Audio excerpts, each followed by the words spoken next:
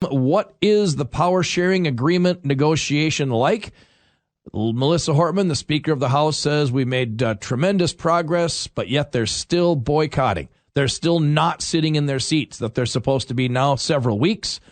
The House Republican whip, Jim Nash, Representative Nash from District 48A, Waconia, with an update on that. Representative Nash, welcome back to Hot Talk with the Ox, sir.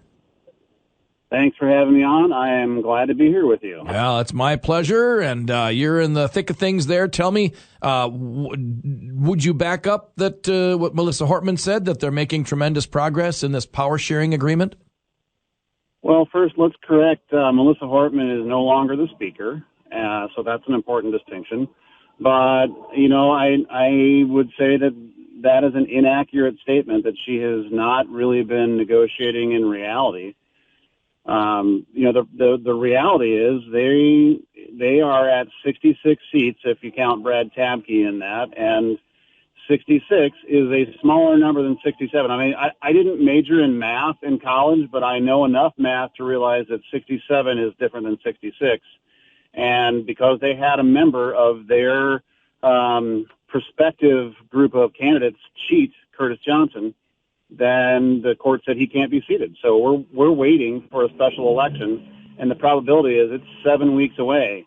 The question that I have for people like Dan Wolgamott up by you guys is, are you really going to not show up for 7 weeks because you're upset that you're going to be in the minority?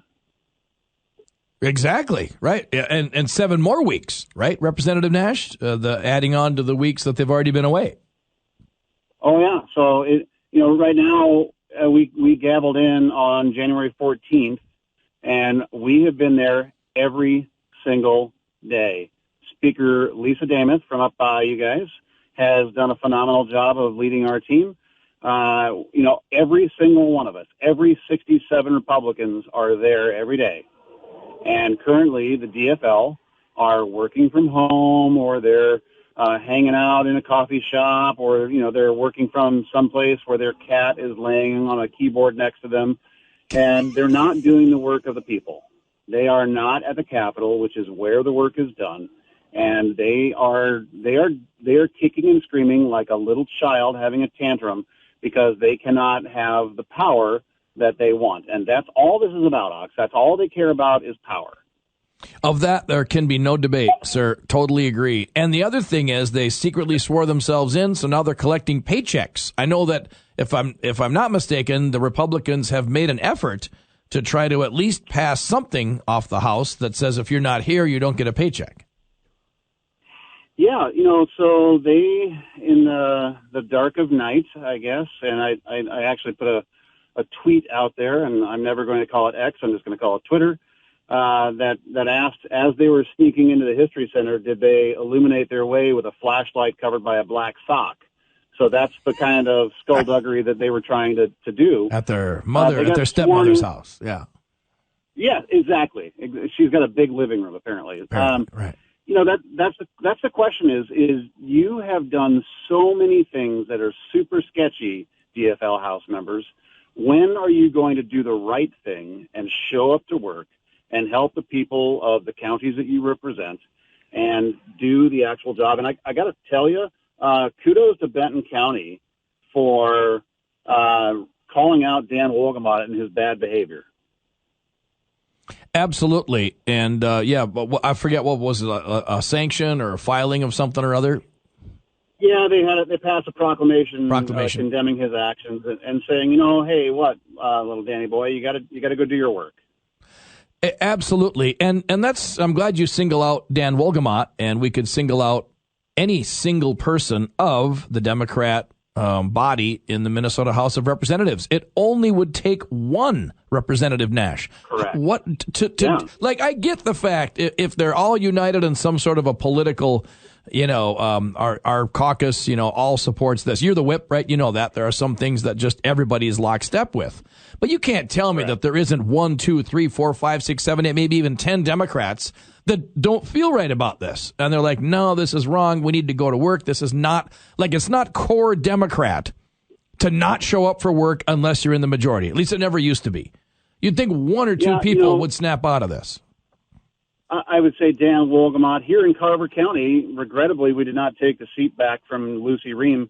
She also is not showing up. I would love it if the people of Carver County would condemn Lucy Ream for not doing the job. You know, you and I have each had jobs as we're rising through wherever we rose through to get to where we are today. Yep. And you didn't like the lay of the land. You might not be in power. You might not have all the tools that you want. You may not get all the toys that you want. But the practical reality is sometimes bad behavior has consequences. And Curtis Johnson lied, said that he lived there. Court said that he didn't. And you're now down a member. You made this briefly all about the Brad Tabke seat until the Supreme Court sort of came and helped you out by saying, oh, the Republicans aren't duly organized, so they can't do anything. And then the other courts overturned or upheld the results of the election. You're running out of flimsy excuses. And now the reality is you just don't want to show up because you don't want the Republicans to have a majority. That's it.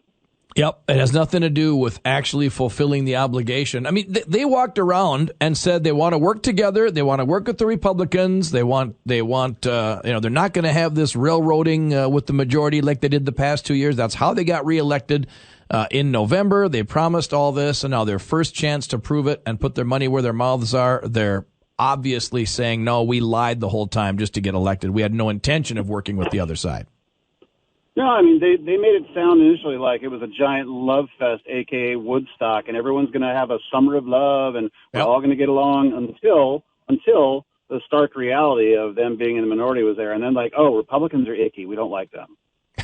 Meanwhile, we uncover more and more waste, fraud, and abuse. You saw the story that came out last night, more than likely, yes, about daycares that are getting millions of dollars for not actually, caring for children. Yep.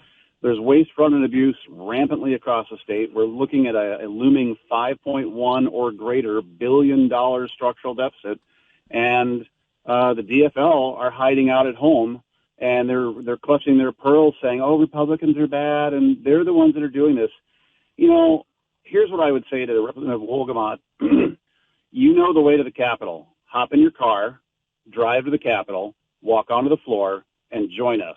We're happy to have you. Amen to that, Representative Nash. Well, I appreciate your conversations. So in conclusion, no reason to think that there's going to be a power sharing agreement today?